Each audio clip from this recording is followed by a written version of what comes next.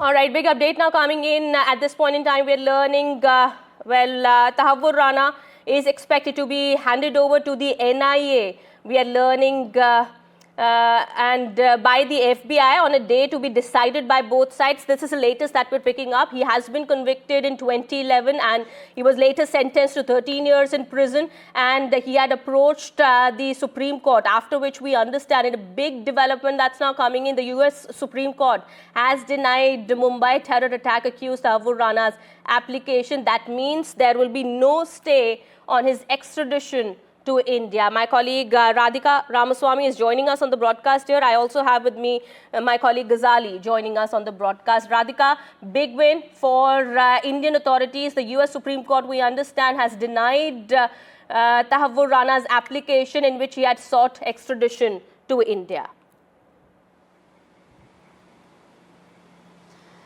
That's right. This is a big win as far as Indian agencies are concerned. His appeal has once again been rejected by the US Supreme Court, which means he's one step closer to getting extradited to India. Remember, US President Donald Trump had also approved his extradition, and multiple courts had rejected his appeals, including the US Supreme Court. Now, Tahawwur Rana's role is very, very critical as far as 2611 case is concerned. He's a key accused and one of the high-profile accused who will be brought to India. In fact, it will also help Indian agencies understand the role of Rana, role of several other wanted accused as far as this case is concerned. Of course, the role of Pakistan as well. You know, as far as Tahawwur Rana's role is concerned, it is David Coleman Headley, one of the other accused, who had in fact named him during the deposition, how Tahawwur Rana had provided logistical support to David Coleman Headley, provided a visa as well as helped open an immigration center office in India so that David Coleman Headley could conduct a recce and plan these attacks. So as far as Tahawwur Rana is concerned, yes, a key conspirator, somebody who planned the operation, somebody who was in touch with Headley, as well as several other attackers and handlers in the case, is what the Mumbai police charge sheet has also said. The charge sheet also went on to say that Tahawwur Rana himself had visited Mumbai days before the attack. So yes, it is, in a sense, will bring some sort of closure and justice to victims of 2611, and also help understand and unearth deeper terror network as far as several terror organizations within Pakistan are concerned. So yes, big win for Indian agencies. Well, absolutely. We understand he had earlier filed a plea against his extradition and said that because he was a Muslim of Pakistani origin, a former Pakistani army officer, he was being sent into a hornet's nest. That application was, of course, rejected. And we understand today also, after this plea was filed by Tahawwur Rana, again, a notice on the Supreme Court website has said application denied by the court. That means it paves the way for Tahawwur Rana's extradition to India. What does it mean? What are its implications going to be? Of course, my colleague Ghazali is now joining us on the broadcast. He's getting us more. We understand, Ghazali, before we try to understand the implications, and, of course, it's a big development now that's coming in for Indian authorities. We've been trying to push this for a long time now, and finally, we understand Tahawwur Rana is going to be extradited to India soon. Any information about the process? He's expected to be handed over to the NIA by FBI, we understand. A day is to be decided by both sides?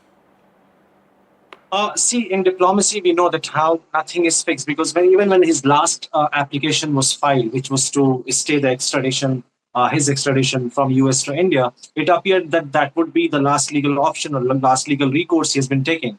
But that didn't work out like that. And just months later and few days later, on 27th Feb, another application was filed, which was rejected today.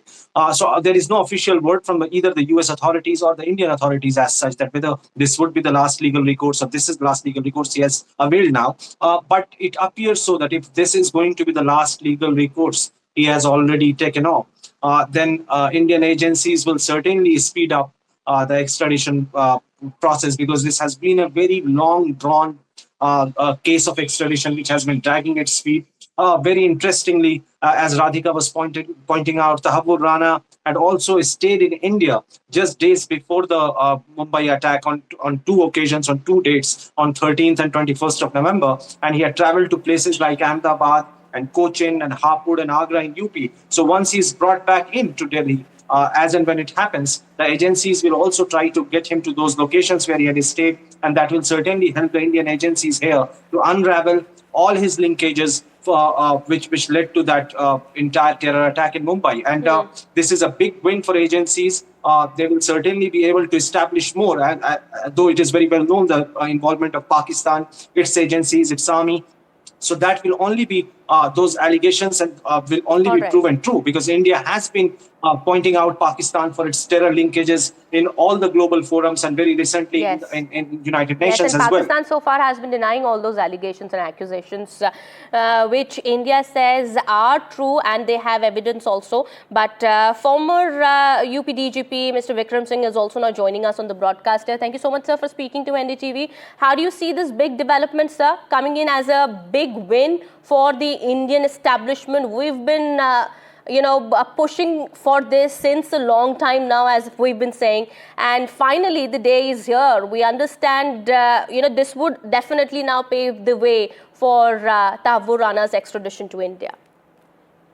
This is a major diplomatic victory for India. We had known all along that Tahawwur Rana was an important ISI operative and a very valuable asset in the USA and Canada. He had served as an army doctor in the Pakistan Army and then migrated with the help of the ISI to relocate in the USA and Canada.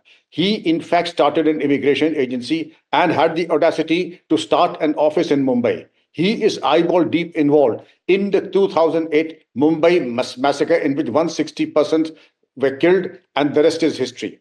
The fact of the matter is David Coleman and Headley and he were willing accessories to the attack on India, and he paved the ground and prepared the roadmap for David Coleman Headley. Now, when David Coleman Headley visited Mumbai, it was with a willing accessory like Tahawwur Rana, who facilitated his visit, introduced him to the page 3 people who took David Coleman Headley for his reconnaissance and also identified the probable targets of the attack that was impending. Now, Tahawwur Rana is not known. He is involved in 12 cases. That also on a Danish newspaper, who probably the allegation was desecrated the prophet. Well, he is also accused of killing innocent US citizens. But these 12 cases and also the attack on India, the 2008 Mumbai attacks, make him one of India's most wanted. Yes. Therefore, his extradition to India would mean one thing, that important information would come, that who are the other accomplices who helped facilitate the 2008 Mumbai attack and also paved the way for David Coleman Headley, his visit to India, and also the fact that they were financing. The entire terror network that India, of course, has been talking of and accusing Pakistan of. But, that is something that Indian authorities are going to be unraveling and looking at as they get the custody of Tahawwur Rana. He is one of the most wanted men and has been in the US. We understand he was sentenced after the attacks, of course, took place. But yes, his extradition is very much important for the Indian authorities. Sir, do you think with this, much more, of course, needs to be done, of course, we understand, but this would definitely serve as justice to the 2611 victims? Very much. He is one person who's a repository, a gold mine of information, the financial trail, the financial background, and also those who were accessories to the attack on India. And yes, he was the think tank behind the ISI, the foot soldier. I would not say the foot soldier, but a very valuable asset who was planted into India, and also to create the sleeper cells which would be so necessary for an attack like 2008 Mumbai episode. Therefore, his interrogation, sustained interrogation and follow-up would give a gold mine of information also what has happened in the past, and also to take preventive measures so that such a thing does not happen again. Absolutely, sir. Thank you so much, sir, for speaking to NDTV and sharing all that information with us. That was Mr. Vikram Singh, former DGP UP, speaking to NDTV on this very issue. We understand it definitely comes as a big development, a big win for the Indian authorities, and Tahawwur Rana is expected to be handed over to the NIA by FBI on a date that is going to be decided by both sides. That is, of course, between the two countries. When that is going to be decided, my colleague Ghazali continues to stay with us. He's been tracking all the developments on the ground here also. Well, Ghazali, we understand in this regard an announcement would be expected soon. We understand this is a conversation that both sides would have in secret. But yes, now that the news is out that the extradition of Tahawwur Rana is not going to be a very difficult process, the announcement on that front also would be expected? I don't think there will be an announcement that he is going to be extradited, but generally the information will only come once he's handed over and he's landing over here in India. But as you rightly pointed out, this has been a major and very significant success for India's diplomacy, because this case had been dragging on for very long, and even during the course of investigation, our Indian investigators had also gone to sort of interrogate David Coleman Headley. His interrogation was done by the Indian agencies, but access to Tahawwur Rana was not given, or he was not interrogated yet. So for the first time, the main conspirator of 2611, as Indian agencies claim, this guy will be interrogated by Indian agencies once he lands here.